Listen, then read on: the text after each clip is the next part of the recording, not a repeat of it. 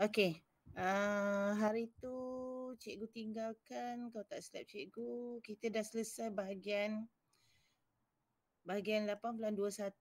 8.21 ni menentukan julat antara kuartal, variance dan sisi ampawai sebagai sukatan untuk menguraikan serakan bagi data tak terkumpul.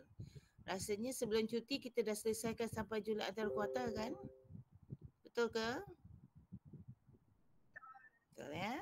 So sekarang ni kita masuk pada bahagian variance dan sisi ampawai. Okey. Seperti yang sebelum ni cikgu beritahu, bab ini adalah sebenarnya sebelum ini adalah bab dalam Admaths ya. So kita sama-samalah belajar bahagian ini. Ya. Okey, saya buat slideshow sekejap.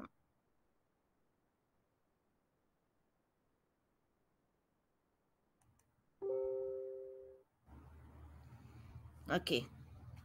So suara cikgu jelas ya?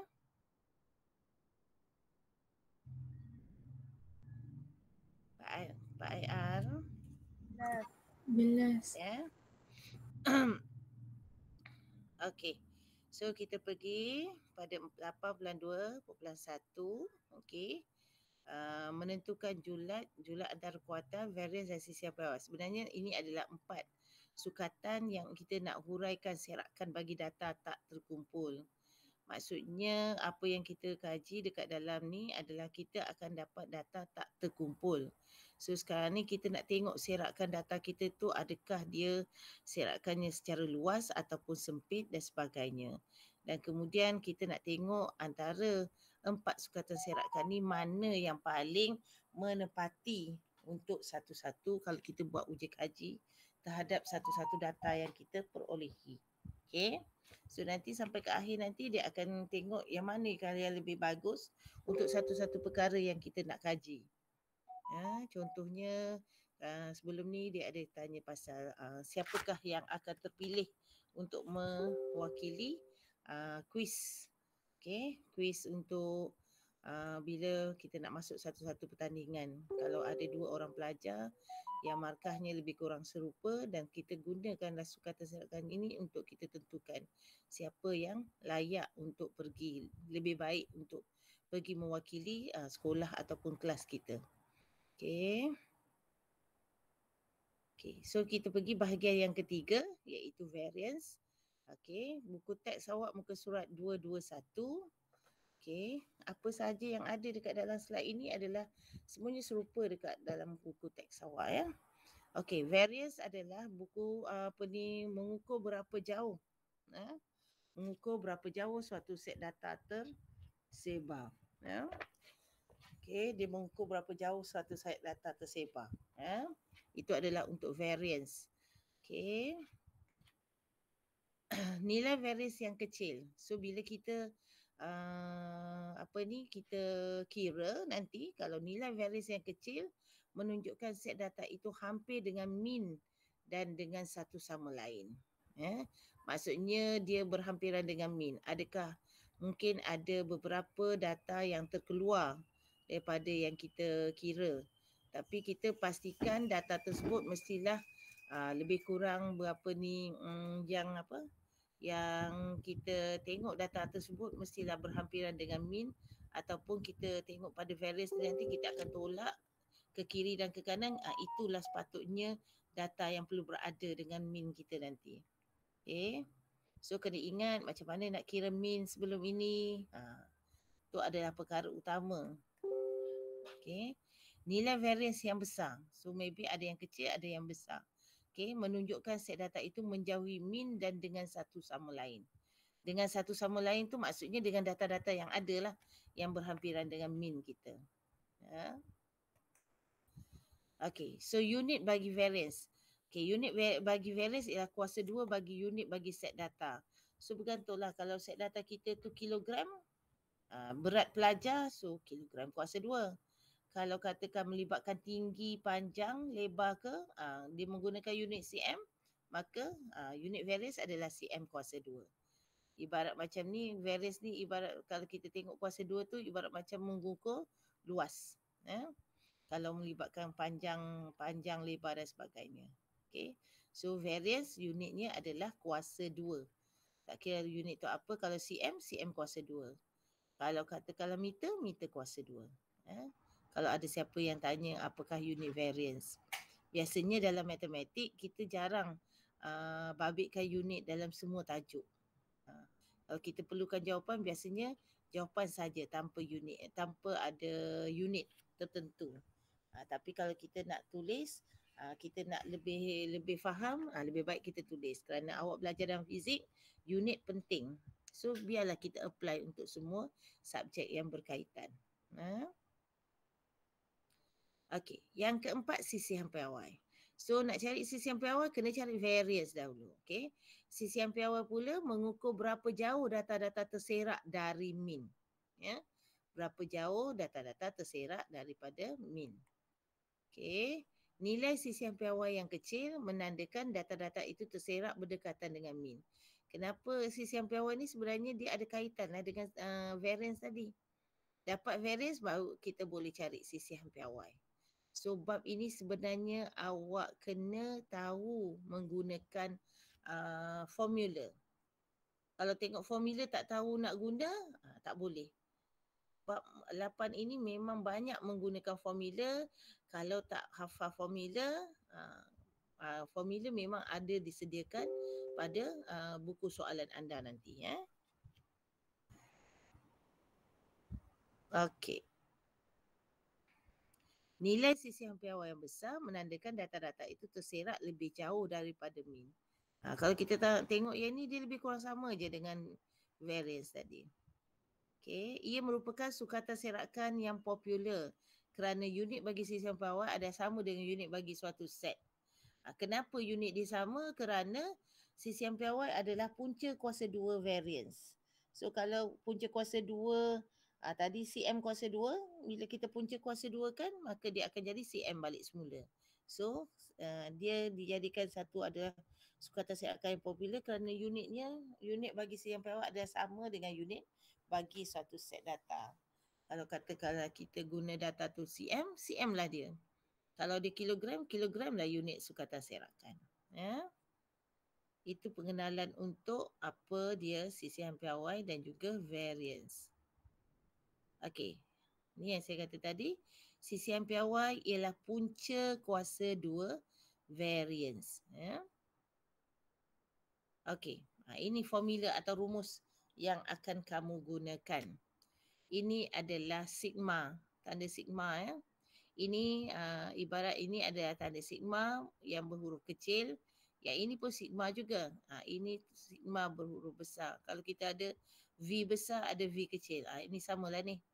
Kalau nak tahu apa bunyinya, takkan kita nak beritahu ni tanda apa ni, bulat berekor di atas.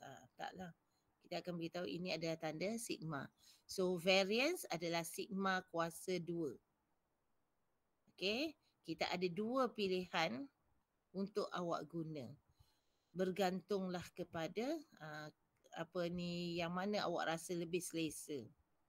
Okey. Kalau bagi cikgu, kalau cikgu tengok yang pertama ni dengan yang kedua ni, cikgu lebih selesa yang kedua. Kerana apa? Kerana kalau yang pertama ni setiap satu nilai data kita nak kena tolak dengan nilai mean. So kalau ada 10 data, data pertama tolak mean kuasa 2, kurungan jangan tertinggal. Kalau tidak nanti sekarang dah bermaksud lain.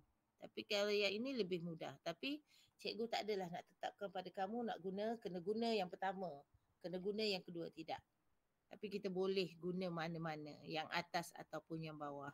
So kalau variance, sigma kuasa 2, sisihan piawai adalah sigma. So daripada sini, nak dapat sisihan piawai, so kuasa 2 ni bila kita bawa ke sebelah akan jadi punca kuasa 2. Itu yang dapat macam ni. Okay. So ini pengenalan untuk dia punya formula ataupun rumus. Okay. Ini adalah variance. Ini adalah sigma atau total untuk benda yang kita kuasa 2 kat ini. Ini adalah data kita. X atas ni ada bar ini adalah mean. N besar ini adalah bilangan data. Okey, bilangan data. So kalau kita tak tahu apa benda yang ditulis dalam formula ni, macam mana kita nak masukkan nilai? So kita kena tahu tentang formula tersebut. Okay, contoh 7. Ada dalam buku teks awak, muka surat 221. Okay. Tentukan variance bagi set data 2, 4, 5, 5, 6. Okay. So kita ada 5 data kita. Langkah pertama, bila kita nak cari variance atau sisihan piawai, dia ada langkah-langkah tertentu. Okay. Langkah pertama, tentukan mean. So nak cari variance, langkah pertama tentukan mean. Sama juga dengan sisihan piawai nanti. Mesti tentukan mean, lepas tu tentukan variance, baru kita boleh dapat sisihan piawai. So sekarang ni dia nak suruh kita cari variance saja dulu. Okay, tentukan mean. Okay, so nak cari mean, 2 tambah 4 tambah 5 tambah 5 tambah 6. Ada 1, 2, 3, 4. Ada 5 data. Bahagi dengan 5. So bila awak kira, awak akan dapat mean kita 4.4. Okay, guna kalkulator, tekan baik-baik kerana kalau dalam periksa, kita tak ada banyak masa untuk ulang setiap langkah yang kita gunakan. Okay, seterusnya langkah kedua, baru tentukan variance menggunakan formula. Okay, kalau formula yang pertama, ni yang saya kata tadi. So variance sigma kuasa 2 adalah variance. So data pertama X 2 tolak 4.4 dalam kurungan kuasa 2 tambah. Okay, pasal kita nak ni kan total tadi. Total sigma yang ni. Okay. So 4. Data kedua 4. Tolak dengan 4.4 kuasa 2. Sehinggalah selesai 6. So kurungan jangan tertinggal. Tolak jangan jadi tambah. Yang ni tambah jangan jadi tolak. Okay. Kemudian bahagi dengan bilangan data. Bilangan data kita ada 1, 2, 3, 4, 5. So bahagi dengan 5. So awak dapat variance adalah 1.84. Okay. Ini menggunakan kaedah yang formula yang pertama. Kalau nak guna formula kedua, kaedah alternatif. Okay. Pun boleh juga. Kalau kaedah alternatif tadi, X kuasa 2 bahagi dengan bilangan data. Okay. Jumlah X kuasa 2 bagi bilangan data. Tolak dengan min kuasa 2.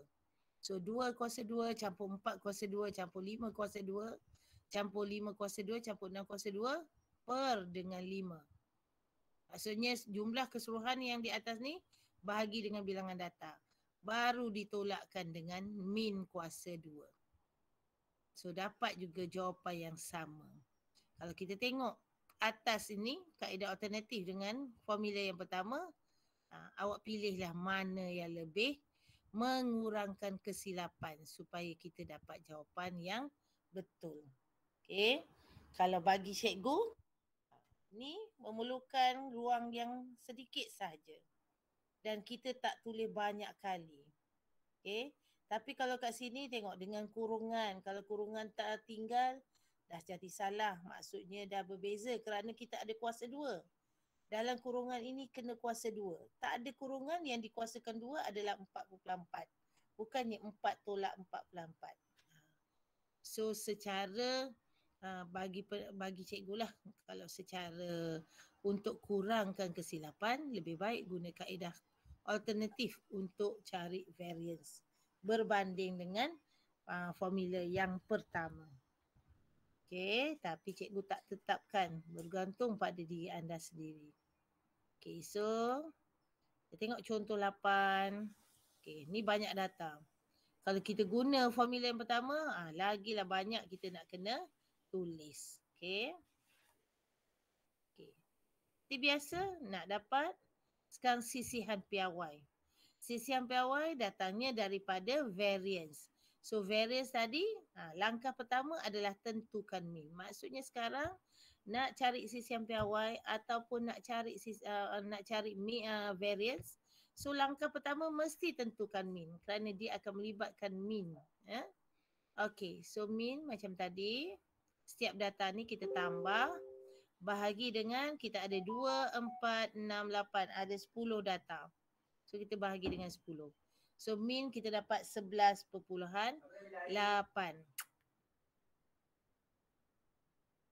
Okay. Langkah 2, tentukan variance. Okay. So kita tentukan variance. Kalau kita guna kaedah pertama, lagi panjang. Sekarang ni cikgu alternatif cikgu guna kaedah yang kedua. Okay.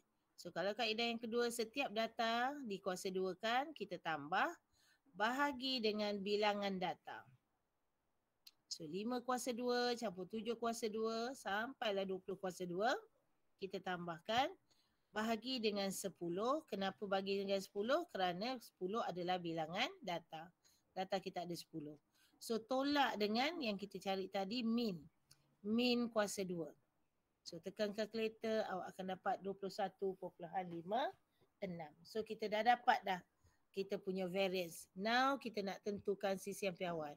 So sisian piawai adalah punca kuasa 2 bagi variance. Langkah ketiga, tentukan. Okay. So sisian piawai sigma sahaja sama dengan punca kuasa 2 21.56. So kita dapat 4.6433. Ini adalah ibarat ini ada sebagai, kalau kita tengok peta aiting kita, ini adalah peta alih. Maths akan banyak melibatkan peta alih. Maksudnya kena ikut langkah-langkah tertentu. 1, 2, 3. So ni langkah untuk kita cari sisian piawai. Bermula daripada tentukan min, kemudian tentukan variance, kemudian tentukan sisian piawai. So kena tahu macam mana cara nak cari min, kena tahu macam mana nak cari variance dan juga sisian piawai. Bila tahu nak cari variance, dah tahu kita nak cari variance. So kena tahu pula dia punya formula dan faham apa yang ada dalam formula. Macam mana kita nak cari. Okay. Okay, seterusnya. Ini kalau kita gambarkan pada secara kasar lah. Tak ada ikut spesifikasi dia punya skala yang apa ni, yang betul ya. So kita secara kasar ya. So kita tahu tadi kita punya ni bermula daripada 5 berakhir dengan 20.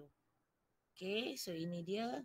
So bila kita letakkan dot-dot ini, plot titik ini, so kita dapati inilah taburan dia. So min tadi 11.8. Maksudnya min kita lebih kurang kat sini. Okay, antara 11 dengan 12. Itu min kita. Okay, kita punya variance kita ataupun yang ni tak ada kuasa 2. So ini adalah sisian piawai. So kita nak tengok terserak okey ke tidak, menghampiri min ke tidak. So 11.8 ni kita tolak dengan ke kiri 46, kemudian kita tambah untuk yang sebelah kanan. So kita dapati inilah dua kawasan. Kita punya apa ni sisian piawai tadi. So kita dapati kita ada 10 data. Okey, 1, 2, 3, 4, 5, 6, 7. So inilah data kita yang menghampiri min. So maksudnya dia lebih kurang 70%. Kalau kita tengok dia lebih kurang 70%. Hanya 3 data saja yang tidak menghampiri. So kita dapati, kita boleh tengoklah sama ada dia sesuai ke tidak. Ya. Ini gambaran secara kasar untuk sisihan piawai.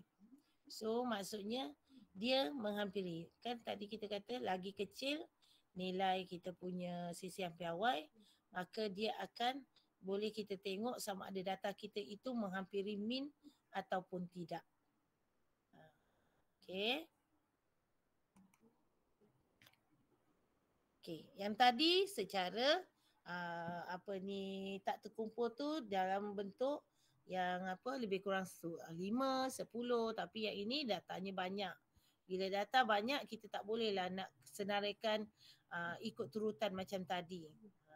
Ini melibatkan ada 10, 18, 20. Ada 20 data. Takkan kita nak senarai satu persatu. Okay. So ini dia wakilkan dekat dalam jadual. So kita kena tahu mana bilangan data, mana pun kita punya bilangan data kita, mana kita punya data. Okey, so bilangan buku 0 sampai 4, bilangan murid ada 20 orang. Okey. Jika data tak terkumpul diberi dalam bentuk jadual kekerapan, maka mean dan variance boleh dikira menggunakan formula berikut. Kita ubah suai. Pasal kita dah dibentuk macam ini. Kalau kita tak teringat yang ini, kita nak kena susun, lagi panjang lah kita nak kira macam tadi. Ni kita dah kurangkan penulisan ya. Okey. So ini adalah mean X bar. Mean. So kita kena dapatkan jumlah Fx. F ialah frekuensi. X kita adalah data. Yang mana frekuensi? Ini dia, bilangan murid. Frekuensi kita. Ya. So kita kena darabkan 3 darab 0 tambah 5 darab 1 tambah 8 darab 2 tambah 2 darab 3 tambah 2 darab 4. Inilah jumlah Fx yang awak kena dapat. So jumlah frekuensi kita tambah yang di bawah ni macam yang cikgu cakap tadi. Ada 8 campur 2 10, 5 campur 3 8 campur 2 10, 20. So bawah ini 20. Okey, lepas tu barulah kita gunakan yang ini. Ini kalau kita guna yang pertama. So bila katakan menggunakan jadual ini, cikgu galakkan untuk gunakan table. Okey, galakkan untuk gunakan table. Kalau dalam buku part 21 awak, cikgu tengok dia punya soalan tak banyak. Sebab tu cikgu kata kalau awak tak lengkapkan daripada awal sehingga sini, memang banyaklah kerja. Tolong lengkapkan buku part 21 tu bila kita selesai setiap satu atau masa awak buat untuk kelas offline dah tengok, cuba buat. Okey. Latihan tak banyak pun. Okey, kalau yang ini latihannya pada muka surat 127. Ada satu je latihannya. Muka surat 127. Macam mana cara nak buat boleh tengok pada buku teks muka surat 223. Okey, 222 dengan 223. Okey. So kita tengok sekarang. Langkah pertama tentukan mean. Macam cikgu cakap tadi, 3 darab 0 campur 5 darab 1 campur 8 darab 2 campur 2 darab 3 campur 2 darab 4. Bahagi dengan bilangan frekuensi 3 campur 5 campur 8 campur 2 campur 2. Okey, yang ini. Bawah ni kalau awak dah kira ini betul 20, tulis 20 pun tak apa. Jangan buat macam ini. Bila buat macam ini silap sikit saja maka habislah. So bila kira pastikan awak tekan kalkulator dengan betul. Ya. So ini jalan kerja dia. So jawapan 1.75. Gunalah kalkulator itu sebaik yang mungkin. Dia membantu anda untuk mempercepatkan mendapatkan jawapan. Kalau zaman cikgu dulu, benda-benda ni semua guna otak saja. Otak ni yang cepat berkira. Itu sebab tu pelajar-pelajar zaman dulu memang kena hafal sifir. Dan kita boleh kira dengan laju. Tak perlu guna kalkulator. Okey. Okay, seterusnya, langkah kedua. Macam biasa, tentukan variance. Ini kalau guna formula yang pertama. Okay, guna formula yang pertama. Kita dah ada mean. So, 3. 3 kena ada dekat luar. Dan yang ini. Okay. Ni F ini adalah frekuensi. So, setiap data yang kita gunakan, frekuensinya kita kena tulis kat luar. So, 3, 5, 8, 2, 4. So yang ini data kita. X tolak mean. So 0 tolak 1.75 dalam kurungan kuasa 2. Kita ikut bulat-bulat daripada sini. Tapi kalau kita tak tahu F ini yang mana satu kita nak ambil, X ni yang mana satu, X bar ni apa, memang kita tak boleh dapat jawapan. Sebab tu cikgu kata formula tak hafal tak apa, tapi kena tahu apa yang maksud yang ada dalam formula. Contoh macam ni, F dengan X, kalau awak tersilap, awak kata yang atas ini F, yang bawah ini X. Dah silap dah. Okay. Kerana nanti kita ada jumlah F. Kalau dah terbalik, maka jumlah F kita pun akan jadi terbalik juga. Okay. So yang ini kita masukkan. Okay. Ni kaedah alternatif yang macam yang tadi. So jawapan tetap sama. So pilihan diberi pada awak untuk gunakan yang pertama ataupun yang kedua. Bergantunglah. Ya.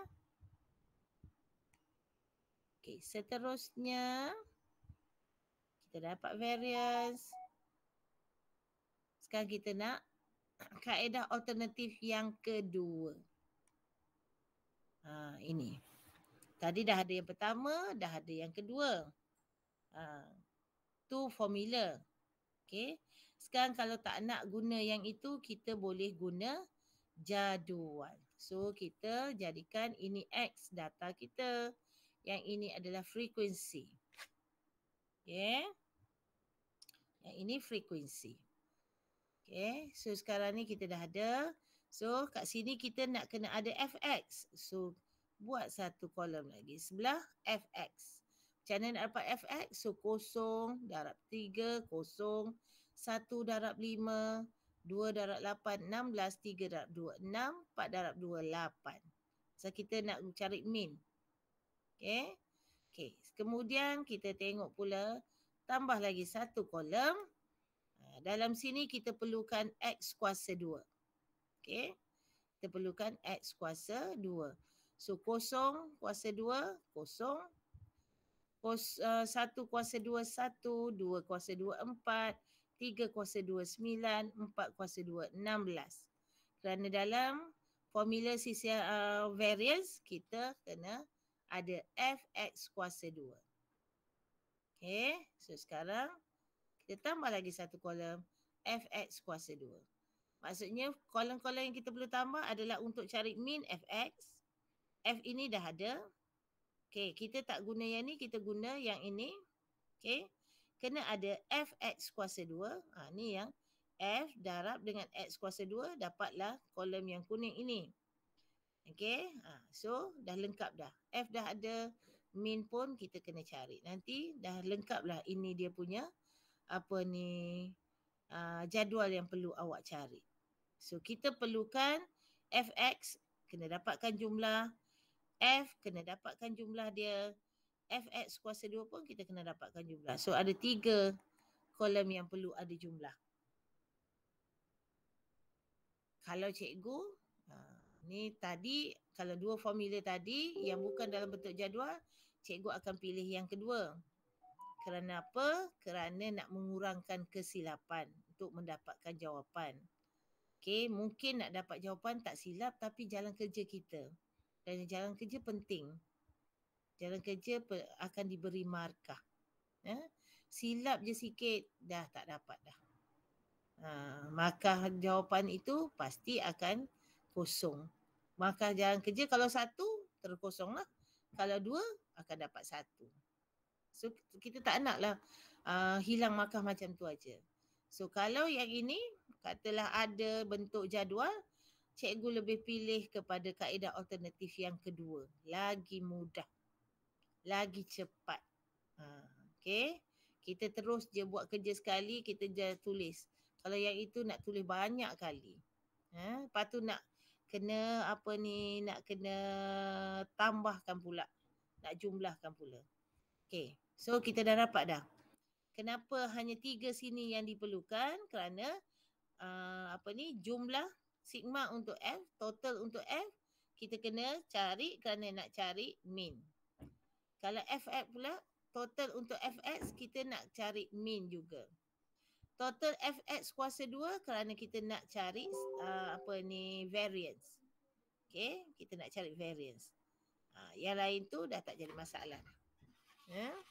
Okay, so kita dah dapat jumlah ni semua. Kita masuk dalam formula. Ni nak cari min. So 35 bahagi dengan 20. Dapat 1.75. Sama dengan yang tadi. Okay. Kemudian ni nak cari variance. Okay. So total fx kuasa 2 bahagi dengan total frekuensi tolak dengan mean kuasa 2. So dapat yang ini jawapannya. Lagi mudah. Okay. Bila bentuk jadual ni untuk kurangkan lagi kesilapan. Ini cara kerja dia. Tapi bergantunglah pada awak. Mana yang awak rasa lebih selesa. Cuma cikgu galakkan kalau dalam bentuk jadual, kita buat yang ini. Kaedah alternatif yang kedua. Ya? Okey. Setakat ni ada masalah ke? Belajar?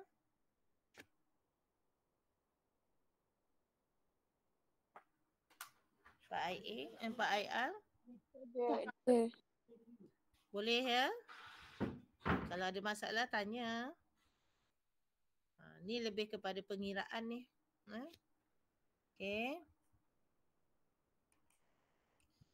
Okay. So kalau nak dapat CCM piawai, so kita dah dapat dah dia punya variance. So CCM piawai kita adalah sigma saja, kita punca kuasa 2 kan. So dapatlah CCM piawai 1.1347. So kena hafal lah. Macam mana cara nak mahir kat sini, kita kena selalu buat. Cari soalan. Dekat dalam buku Park ada. And then dekat dalam buku Versatile pun ada beberapa soalan. Soalan tak banyak. Masa dah bertambah kurang. Awak tak perlu nak salin soalan. Kalau ada gambar rajah pun tak perlu nak salin gambar rajah. Okay. Hanya nak fikirkan macam mana cara nak menjawab. Dan tulis jawapan. Dah selesai. Banyak masa yang dah dikurangkan. Sepatutnya masa yang dah kurang itu digunakan untuk membuat ulang kaji. Okey. Itu selesai untuk variance dan sisihan piawai. Kalau secara keseluruhannya kita boleh bahagikan kepada 2. Okey. 1 macam mana nak cari variance, lepas tu sisihan piawai. Tapi sebenarnya variance dan sisihan piawai ni adalah satu langkah kerja yang berurutan. Formula tak perlu hafal, tapi kena fahamkan apa yang ada dalam formula. Langkahnya ada 3 sahaja. Pertama, kena tentukan mean. Kedua, tentukan variance. Dan last sekali, tentukan sisihan piawai. Kalau data yang bukan dalam bentuk jadual, so kita ada 2 formula. Mana yang awak boleh pilih salah satu. Okay, kalau dalam bentuk jadual, so kita ada 3 kaedah. Gunalah mana satu yang awak rasa selesa. Cuma cikgu galakkan guna kaedah alternatif yang kedua. Kalau bukan dalam bentuk jadual, cikgu galakkan untuk yang kaedah alternatif tu sahaja. Ataupun tu adalah kaedah alternatif yang pertama. Ya. Okey. So kita nak masuk kepada part yang 4, iaitu nak menerangkan kelebihan dan kekurangan pelbagai sukatan syarikat untuk menguraikan data tak terkumpul. So kalau kita nak huraikan ni, kita kena tahu kelebihan dan kekurangan. Kalau kita ikut urutan, mula dengan julat, kemudian julat antara kuartal. Okey, kena tahu macam mana nak cari julat. Julat formula paling simple sekali. And then julat antara kuartal pun, dia semakin nak sampai ke sisihan piawai, dia semakin meningkatlah kesukaran dia.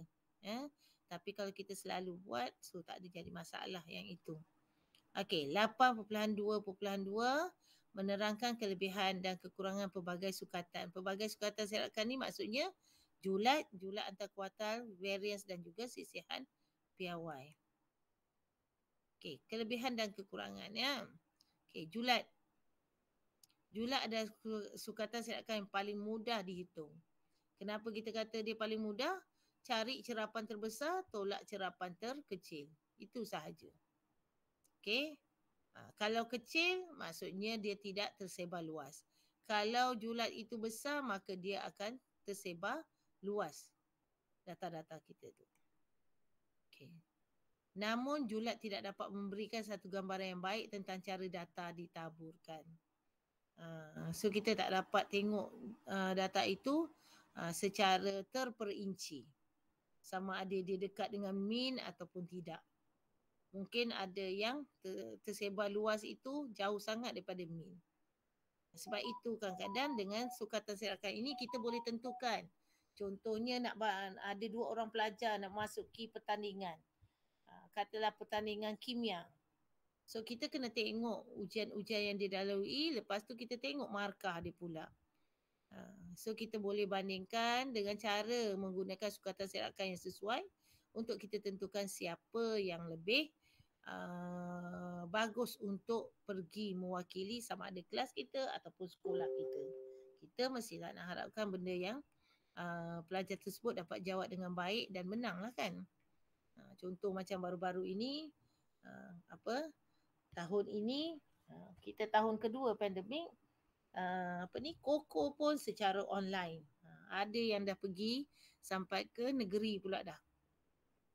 Daripada sekolah Gombak Setia. Okey. Sekarang kita tengok yang untuk bagi kes yang wujudnya pencilan. Kalau ingat lagi pencilan atau nilai ekstrim, contohnya lah dalam data tu dia punya nilainya bezanya tak banyak. Contoh 2, 5, 4, 6. Tiba-tiba ada dalam data yang kecil-kecil macam tu, tiba-tiba ada pula yang 50. Sangat jauh daripada nilai-nilai yang lain. Atau 100. Itu maksudnya pencilan atau nilai ekstrim. Ataupun mungkin nilai besar-besar semuanya. Okey, berhampiran. Tapi tiba-tiba ada pula nilai yang paling kecil. 2. Yang lain tu 90 lebih, 80 lebih. Tiba-tiba ada 2. Itu maksudnya pencilan. Sama ada dia terlalu kecil atau terlalu besar berbanding dengan data-data yang lain. So kalau ada kaedah pencilan, wujudnya pencilan atau nilai ekstrim, julat antara kuartal adalah satu sukatan serakan yang lebih sesuai. Berbanding dengan julat. Ni kita bandingkan antara dua ni pula. Okey. So julat antara kuartal adalah satu sukatan serakan yang sesuai untuk kita nak tunjukkan taburan data berkenaan. Okey. Sisihan piawai. Biasanya digunakan untuk membanding 2 atau lebih set data. Macam tadi yang kita kata nak pilih pelajar tadi. So bila kita bandingkan 2 atau lebih set data, kita akan guna sisihan piawai. So kalau nak guna sisihan piawai, kena ingat pertama cari mean, kedua cari variance dan akhir sekali baru sisihan piawai. Okey. Buku teks muka surat 224. Okey, 224. Hitung julat antara kuartal bagi, ni set data ni ada 2, 4, 6, 8, 10. Kemudian tentukan sukatan serakan yang lebih sesuai digunakan untuk mengukur taburan set data di atas. Okey. Ni data kita. Julat. Bila nak cari julat, kita susun. Dia ada susunan menaik. So paling akhir cerapannya 40, paling kecil 10. So julatnya 30. Data ada 20 saja. Tapi bezanya ada 30. Okey. So yang ini kalau kita tengok 11 dan 21. Julat antara kuartal ialah 21 tolak 11. Iaitu 10. Okey. Kita boleh tengokkan 2, 4, 5. Ni tengah-tengah. So, kuartal pertama yang ini. So, kita ada 2, 4, 5. 2, 4, 5. So, data ketiga ataupun data ketiga sebelum terakhir. So, ini kita tentukan. Ni kuartal ketiga. Ini kuartal pertama. Okey. Mean dia adalah, tengah-tengah median dia adalah 18 dengan 20. Campurkan 2, so tengah-tengah ini, 19 ini adalah dia punya median. So julat antara kuartal 21 tolak 11, 10. Okey. So data menunjukkan terdapat pencilan nilai ekstrim. Kenapa? Yang ini, 40 ni tadi. Beza dengan 25 ni. Jauh. Apabila terdapat kes sebegini, julat antara kuartal adalah lebih sesuai digunakan berbanding dengan julat. Okey, yang ini nampak tak julat dia 30, yang ini 10 saja. Julat antara kuartalnya. Maksudnya adalah yang terpencil. iaitu 40. Yang lain ni 10, 11, 11, 14 dan berakhir dengan 25. Tapi yang satu ni antara 25 ke 40 ni je dah bezanya 15. Ya, so julat antara kuartal lebih sesuai kalau ada data yang terpencil atau pencilan ataupun nilai ekstrim. Ya. Okey, ini contoh 11 dalam buku teks awak muka surat 224 juga. Okey, jadual di bawah menunjukkan pencapaian 2 orang murid dalam 5 ujian fizik. Ujian pertama, ujian kedua, ujian 3, ujian 4, ujian 5. Kalau kita tengok sini, oh Aiman bagus pasal dia ada dapat 90. Yang lain ni paling apa pun 80. Tapi tak semestinya kita tengok macam tu. Okey, kita kena tengok kalau macam ni Aiman 40. Ni paling rendah pun dia 58. Kalau dekat sekolah 40 ni adalah E. 58 ni adalah C+. E dengan C+, jauh bezanya. Jangan kita tengok yang paling tinggi saja. Kita kena tengok juga yang paling rendah. So paling sesuai kita gunakanlah cara yang sesuai. Ikut sukatan serakan yang sesuai untuk kita banding. Iaitu sukatan serakan kita adalah sisihan piawai. Pasal kita nak buat perbandingan antara dua set data. Sisihan piawai lah yang paling sesuai. So kalau nak tahu dia punya apa paling sesuai, tadi yang kita kata nilai dia kecil. Okay, so kita buat dua set data ini. Okay, Aiman dan Johan dengan John. Okay, kita cari min dahulu. 40 campur 70. Okay, bahagi dengan kita ada 5 data. So min Aiman 69.8. Min Johan pula, okay, kita dapat 69.8. Sama je min dia berdua. Okay. Okay, seterusnya kita cari sisihan piawai. So sisihan piawai ialah punca kuasa 2. Ni guna kaedah alternatif. Okay, yang formula tadi. Kita ambil setiap data kuasa 2 kan, bahagi dengan bilangan data, tolak dengan min kuasa 2. Kemudian kita punca kuasakan 2. Kalau untuk Aiman kita dapat 17.668. Okay, now kita buat untuk John pula. Untuk John pula sama juga 80 kuasa 2, ambil data kuasa 2 kan. Kita jumlah, bahagi dengan bilangan data, kemudian tolak dengan min kuasa 2. Now kita punca kuasa 2. Kita dapat 7.574. Kita dapati bahawa John sisihan piawainya 7.574. Manakala Aiman 17.668. So antara dua ni kita boleh bandingkan mana yang lebih kecil. Kerana kita tahu sisihan piawai yang lebih kecil adalah apa ni, kirakan data yang lebih tepat ataupun dia menghampiri min. Kebanyakan dia punya markah dia menghampiri min berbanding dengan yang sisihan piawainya lebih besar. So kalau nak dipilih, yang nak menyertai pertandingan, kalau ada pertandingan, John lah yang akan kita pilih. Tu kita kena ingatlah yang tu. Semakin kecil sisihan piawai, semakin dekat data terserak berhampiran dengan min. Maka John lebih layak dipilih untuk menyertai kuis fizik kerana markah yang diperolehnya adalah lebih konsisten berbanding Aiman. Nampak tak? Pengiraan ini adalah salah satu soalan yang boleh dijadikan sebagai soalan justifikasi. Banding dua, kira jalan kerja, kemudian daripada jalan kerja, keputusan terakhir yang kita dapat, sisihan piawai, kita buat kesimpulan. Ini soalan justifikasi yang biasa. Awak dah biasa dengan perkataan justifikasi. Kalau abang-abang, kakak-kakak 2020 dan sebelumnya, mereka tidak biasa. Itu yang terjadi pada tahun lepas. Bila soalan minta justifikasi, ayat yang simple pun dia orang tak boleh nak tulis.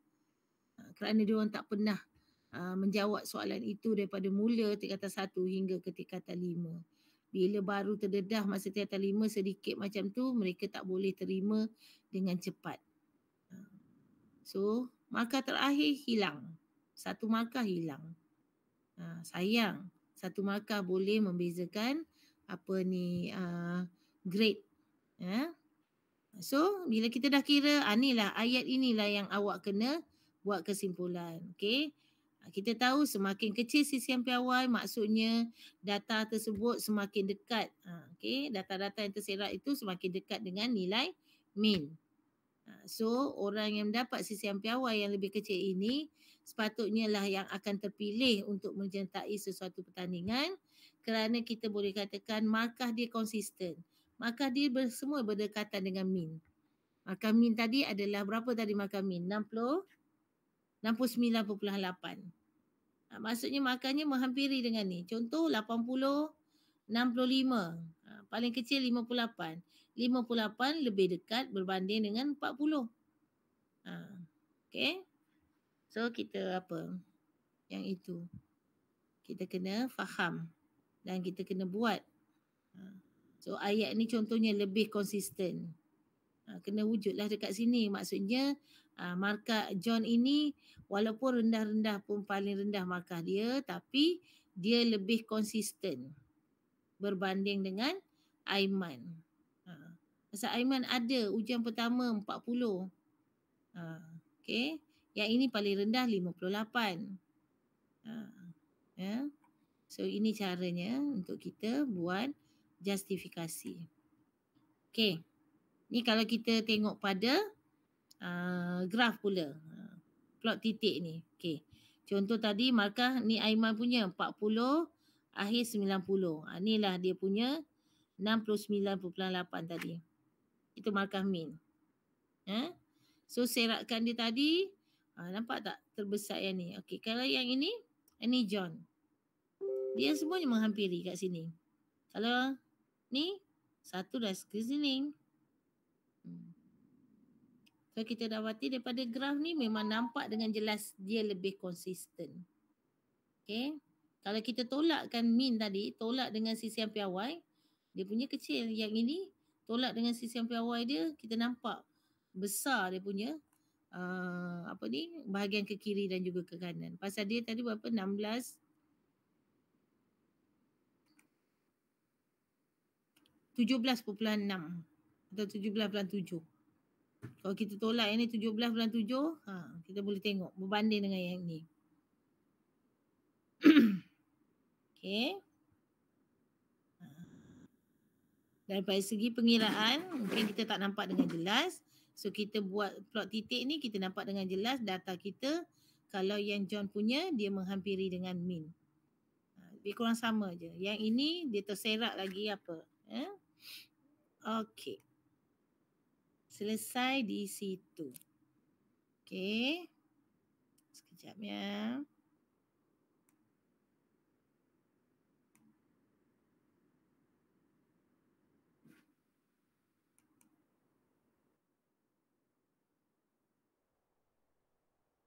Okay, ada 35 orang. Bagus kehadiran hari ini. Okay. So itu kita dah selesai sampai pada apakah kelebihan dan kekurangan pelbagai sukatan. Okay. So kita ada 5, 6, 7, 8 lagi. Ada beberapa bahagian tapi bahagian-bahagian yang ini pun tak. Nanti kita akan berkenalan dengan untuk membina dan taksir plot kotak. Ini pun benda baru bagi saya. Tak pernah belajar pun plot kotak ni sebelum ni. Ya. Okey, saya nak tanya dalam kelas. Okey, sekejap ya.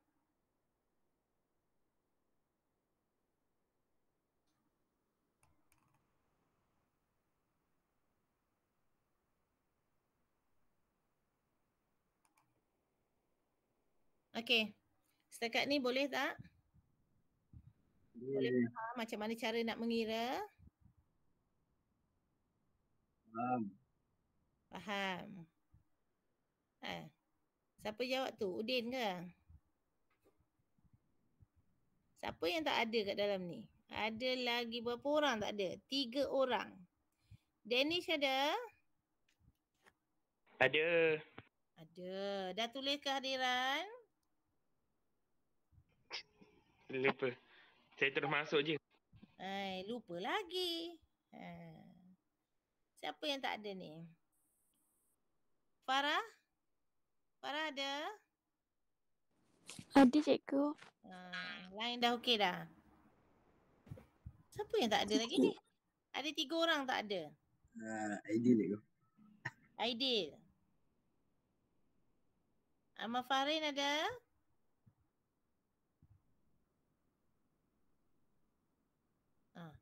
Senyap ah. Ahmad Farin mana? Ahmad Farin tak ada? Yeah. Yang pasti Izhan tak ada kan?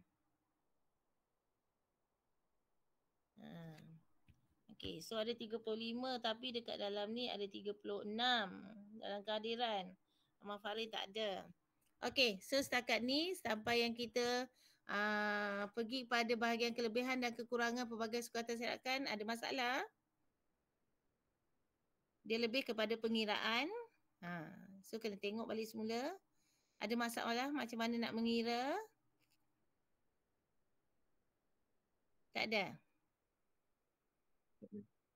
Tak ada.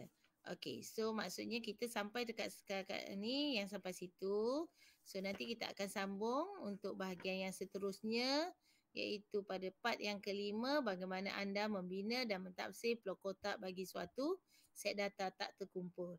Tahun ini awak belajar sukatan set rakan untuk data tak terkumpul. Tahun hadapan awak akan belajar sukatan set rakan terhadap data yang terkumpul pula. So nanti bila nak buat revision, bila dah sampai form 5 nanti, dua bab ini, form 4 dengan form 5 ni dah boleh awak cantumkan jadi satu. So kena bezakan macam mana data tak terkumpul, macam mana data terkumpul. Okay. So kita berhenti setakat itu, tapi sekejap saya nak berhentikan recording dulu.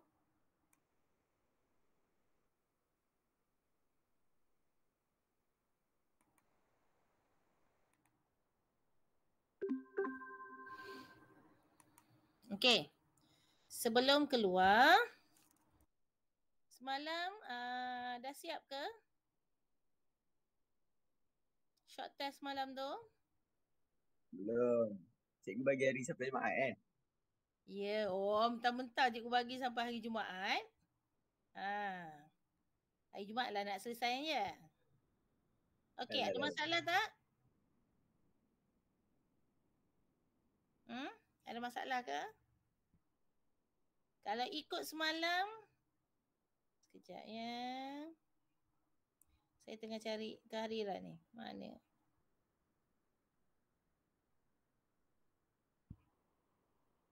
Okey. Kalau ikut kehadiran untuk kelas tutorial semalam, yang tulis kehadiran, saya dah bagi sampai Jumaat kan? Tapi yang lain ni mana ni? Ada 32 orang sahaja. 32. Dalam ni ada 35. Maksudnya dalam ni pun adalah yang tak buat lagi, tak tengok lagi. Sepatutnya awak ni kan beruntung tau. Ada kelas tutorial petang tu. Kerana apa? At least 40 minit tu saya bagi soalan, kita boleh buat ulang kaji. Okay. Nanti cuma saya sekarang ni tengah fikir macam mana caranya awak nak hantar kerja awak tu. Saya nak tengok balik hari tu saya ada ikuti satu YouTube dekat macam mana kena hantar bahan dalam Telegram. Maksudnya wujudnya grup tersebut hanya untuk hantar bahan sahaja. Bukanlah nak bercerita panjang. Supaya saya boleh tanda dan sebagainya. Kalau saya nak tanda selepas masuk sekolah, saya tak tahulah bila awak ni akan masuk sekolah. Tapi jangan kita dah nak mula, awak dah nak kena mula vaksin ni. Dalam 4 IR ada siapa-siapa yang tak nak vaksin? Ada ke? Tak ada ibu. Tak ada. Wah, itu kat luar ya. Siapa yang kat luar tu? Saya ibu Syauki. Tengah buat apa kat luar Syauki? Balik daripada JPJ ibu. Kenapa? Test? Lesen. Tengah buat ujian ke apa? Tak, lesen hilang. Lesen hilang. Macam mana boleh dompet hilang. Macam mana boleh dompet hilang? Tercicir lah ibu. IC pun hilang lah? First time? Alhamdulillah. IC dah buat semalam. first time hilang lah ni. Ah, Jangan hilang lagi ya. okey. Lepas ni hilang, memang kena denda. IC tu ibarat nyawa anda. Maksudnya kalau ada IC ibarat nyawa. Ibarat nyawa jugalah. So kena hati-hati ya. Okey, so setakat yang saya bagi ujian semalam okey ke short test tu? Ada boleh tengok itu sebagai langkah untuk macam mana soalan objektif akan ditanya, soalan kertas 2 bahagian A, soalan 2 bahagian B.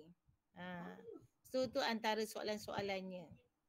Saya saja je bagi bab 7 pasal awak baru selesai bab 7. Ibarat itu sebagai ulang kaji. Kerana kita tak lama lagi nak menghadapi peperiksaan akhir tahun. Tak tahulah sempat ke tidak kita buat ulang kajinya. Kerana dengan awak hanya sekali saja online. Kalau yang Vaksin form 4 bila tu? dia mesti dahulukan yang form 5 dulu. Oh, Form 5 dengan form 6 yang umur bawah 18. oh. Yelah kalau form 6, lower 6, kalau lahir hujung tahun, dia masih lagi 17 plus kan. Belum lagi 18. Tapi yang saya dengar semalam, kalau dalam TV, kerana dah bersiap sedia untuk walk-in pun boleh. Walk-in. Kalau walk-in, Tahu. rasanya tak dapat tarikh, boleh pergi. Tapi sekolah Gombak Setia, sekolah kita, cikgu-cikgu dah ada senarai nama yang akan dipanggil sebagai yang akan menjalankan, bukanlah dia yang suntik awak. Maksudnya untuk keselamatan cikgu-cikgu Gombak Setia. Cuma kalau tak silap saya lah, PPV yang terdekat yang dengar-dengar ceritanya lah adalah, tak tahulah sekolah kita ada ke tidak, tapi baru-baru ni Sungai Pusu, SMK Sungai Pusu. Tujuan dia buat PPV tu dekat sekolah, saya rasa bila saya fikir mestilah sekolah yang ada dewan yang besar. Okay, sekolah yang luas kawasannya, and then ada dewan. So kita akan pergi ke situlah.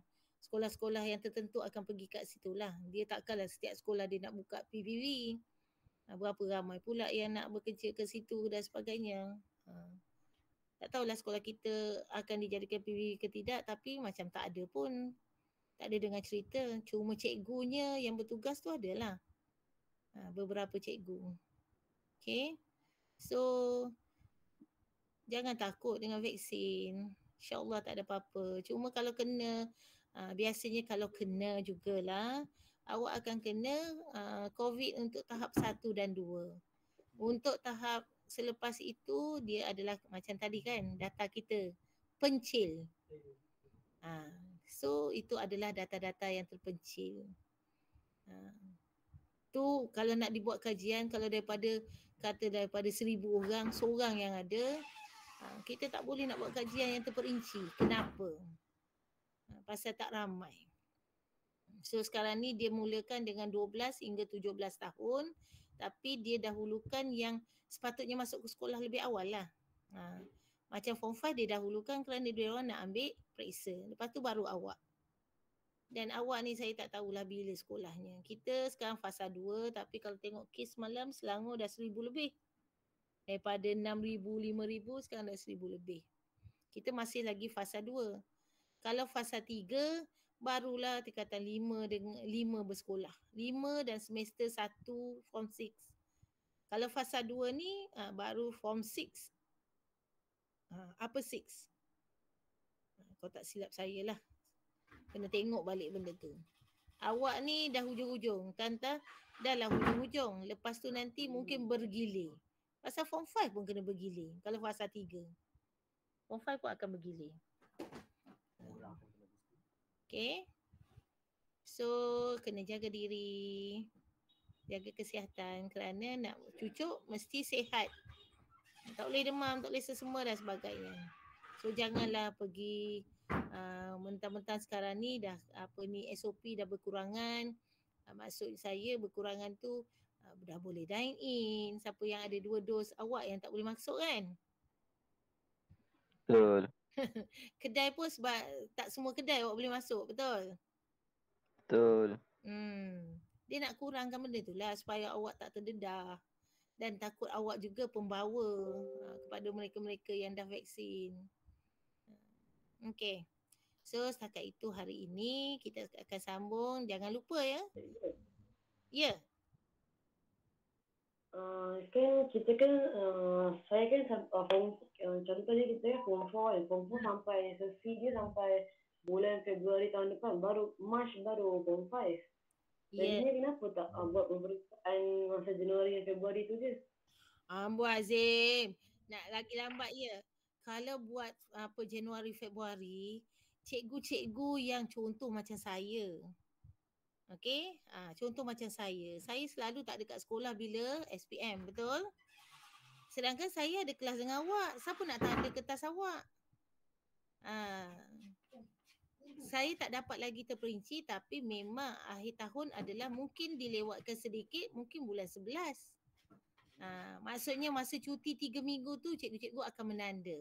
So naik saja cuti, key in markah, nak kena uruskan markah awak, nak tengok siapa pengurusan markah itu ambil masa juga. So sebenarnya salah satu sebab kenapa awak ni kenaikan tingkatan awak pada bulan Mac kerana tak nak jadi macam tahun lepas. Contoh macam saya. Ni bergantung pada sekolah. Kalau SMK Gombak Setia tahun lepas, contoh saya mengajar Form 5 2020. 4 kelas. Kemudian saya dah masuk ke tahun baru 2021, saya ada 3 kelas Form 5, ada 2 kelas Form 4.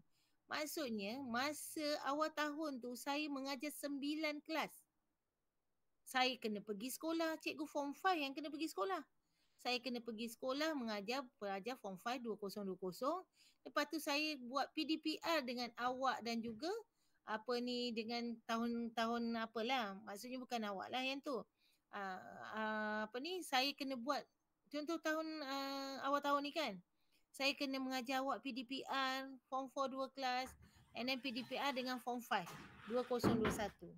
So macam saya mengajar 9 kelas. So bila dah nampak tahun pertama macam tu, sebab itu KPM buat ketetapan begini.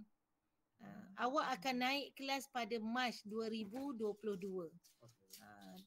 Januari dengan Februari tu masih lagi kelas lama. Tapi sebenarnya awak tetaplah nanti 5 Ibn Rushd juga. So adalah kelonggaran di situ. Maksudnya saya still lagi dengan kelas yang sekarang. 5 kelas ini. Tak adalah bertambah kelas. Kalau tidak bertambah kelas lah. Okay. Saya akan mengajar lagi banyak. So apa yang saya perhatikan mungkin awak akan exam pada bulan 11 ataupun sambung ke bulan 12 sedikit. And then lepas tu masa cuti cikgu akan menanda. And then lepas tu habis je cuti tu nanti akan key in markah. So kalau jadi macam tu, most probably awak ni akan buat exam akhir tahun awak secara online. Okay, secara online. Kaedah-kaedahnya akan ditentukan kemudian. Tapi apa-apa pun tengoklah perkembangan terkini, dengarlah apa yang guru kelas awak akan beritahu. Okay, apa-apa dari sekarang kena bersiap sedia. So langkah pertama untuk matematik saya dah bagi semalam short test untuk bab 7. Lepas tu nanti saya akan ke belakang lah. Selepas bab 7, kita akan buat bab 6. Kita ada 6 minggu saja kelas tutorial. Kita akan buat bab 6 dan seterusnya.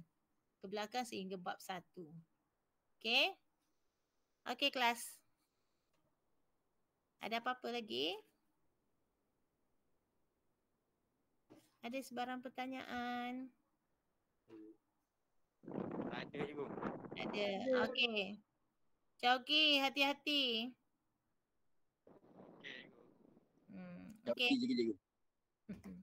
Okay, Assalamualaikum. Salam.